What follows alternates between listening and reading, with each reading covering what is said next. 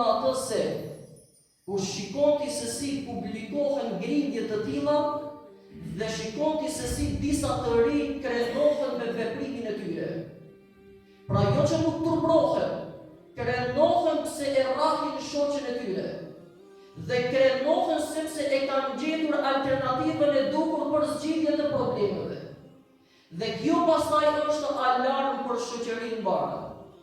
Kur shehni të rinj të cilët si alternativë të zgjedhjes së problemeve të tyre, në pikë të parë e kanë dhunën.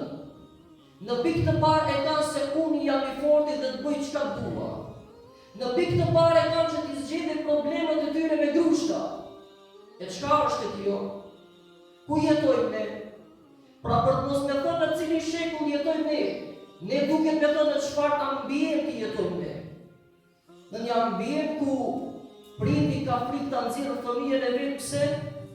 Sepse një grup huligarikësh mund të bohen dhe ato me forcën e tyre pastaj ta ëjtin këtë nga trupi e fytyra e tij.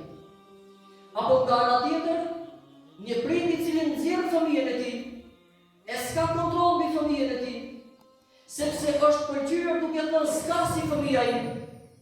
E fëmia im mund të jetë ai i cili mund të jetë në grupën e huligarikëve që të merrojnë të tjerët. Prandaj vëllezërit e mi, le të kuptojmë mirë sepse se kemi kryer emanetin tonë si duket. Dhe prandaj kjo pamje e kjo video bëri që të gjithë profilet të dalin me reagimet e tyre, duke treguar dështimin të cilin kemi korrur si shoqëri. Duke filluar nga mjekët, duke filluar nga mësuesit, duke filluar nga hoxhallarët, e pastaj duke filluar nga thelbi i problemit që është prindi në shtëpinë e tij.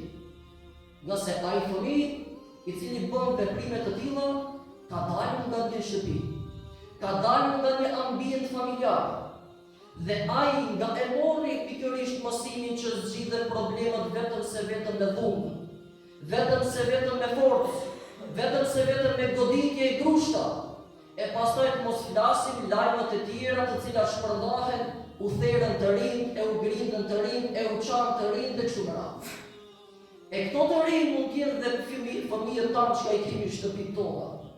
Prandaj alarmi duket pikërisht të na zgjojë, të mos presim që pikërisht i ndodh fëmijës son, atëherë të themi tani është koha, jo, atëherë jemi shumë të vonuar.